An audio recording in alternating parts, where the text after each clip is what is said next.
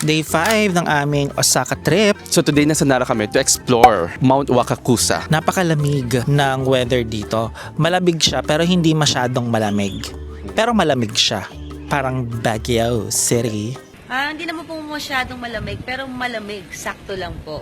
Parang parang Baguio na mas malamig po.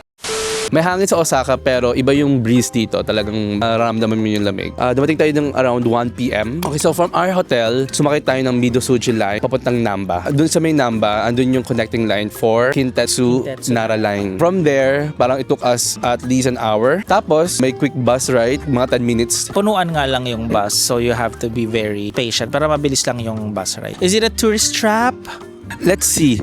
Malalaman natin yan mamaya, pero so far I'm leaning towards na it's a must visit. Wala naman tayong ibang gagawin dito kundi mag-iikot-ikot lang at magpepet ng mga deer. After naman dito, dediretso na kami ng Ikoma Sanjo para naman sa konting amusement rides dito sa Nara. So, let's go. Ayun, tara na, let's explore!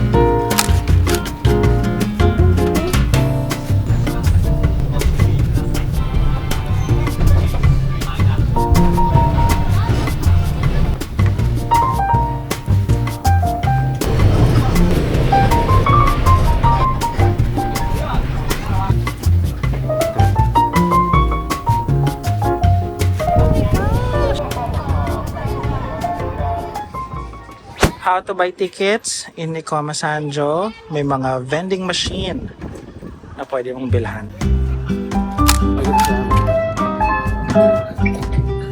Dahil sarado ang ano yun? Cycle monorail. Cycle monorail at Puka-Puka Panda ride na lang. Oh my God! Ang ganda! Nagulo na buhok pa.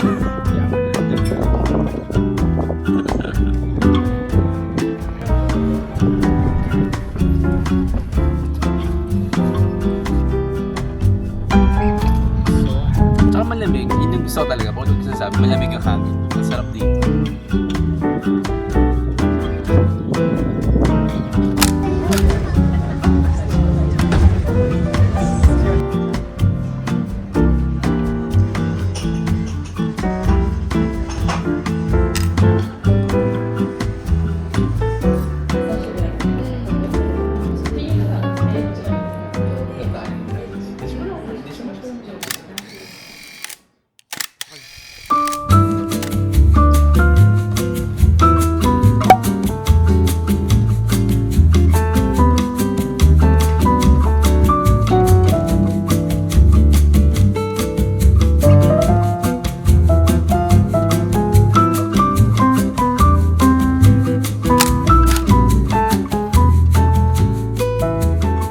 Day 6 ng aming Osaka travel.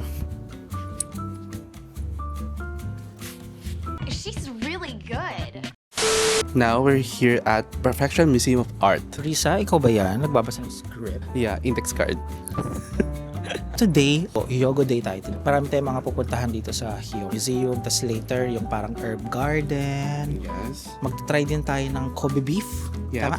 Diba? Finally. Today. Ilang araw kami hindi kumain. Ginutom namin yung selves namin for this.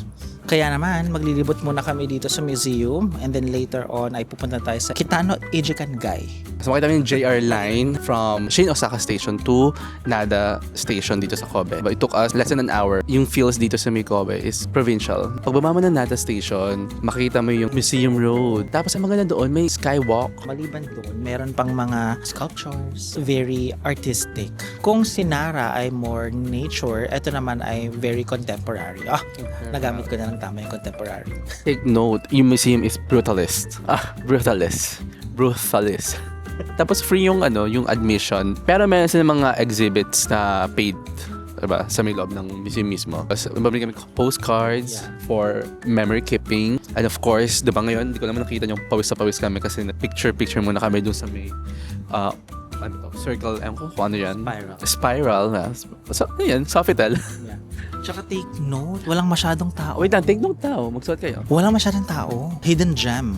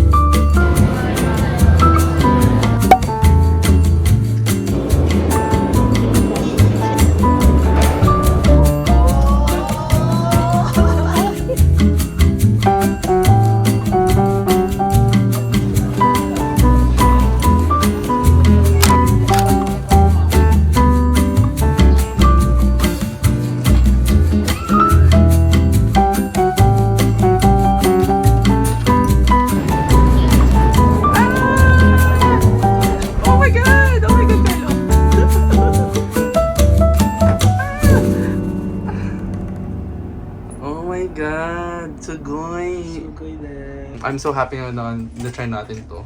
Ng solo din. Yeah, ng solo. っていう話はこれロープウェイの歴史の方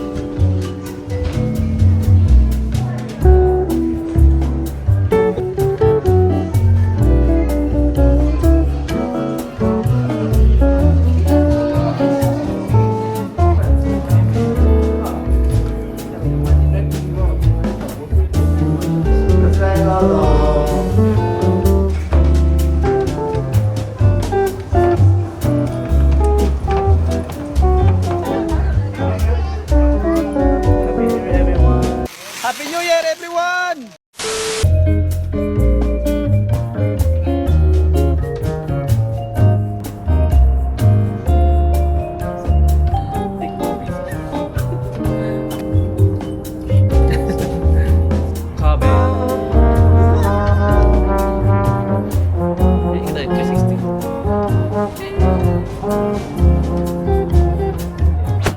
I'm scared.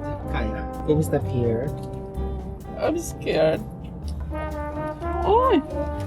Your turn. May hawak camera eh. Akin na. Wow, very brave. So far, ano yung favorite mong mga towers? Puntahan dito sa Japan. Number 1 ko pa rin yung Tokyo Tower. Siya ko Oh, may tagita to, oh? classic. And then, ito yung number 2 yung Kobe Tower. Kasi parang kakaiba yung design, hindi siya yung usual na tower. How much you rate this? How about you? Number 1 ko pa rin Sky 3. Sky 3, Tokyo Tower, and then Kobe. So, pasok siya sa top 3 ko.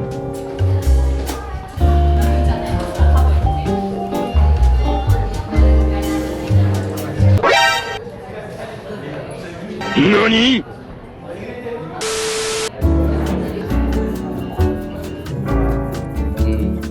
Kuha ko na eh. Wow!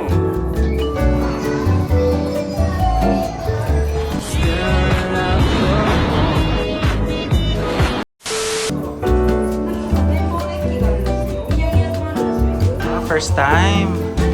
Walang ganyan sa Pilipinas.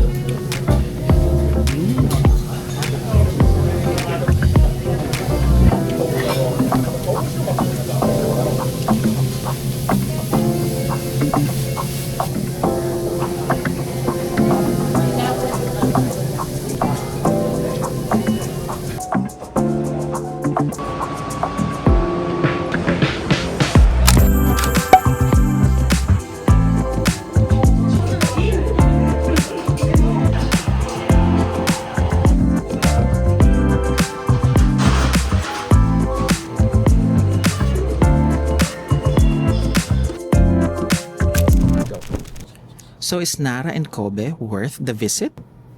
Tourist trap nga ba ang mga destinations? For me, yung sa Nara, deer feeding is a tourist trap pero yung area itself, feeling ko naman sulit siya. Personal experience natin, hindi tayo nakapagpakain ng deer. Deer.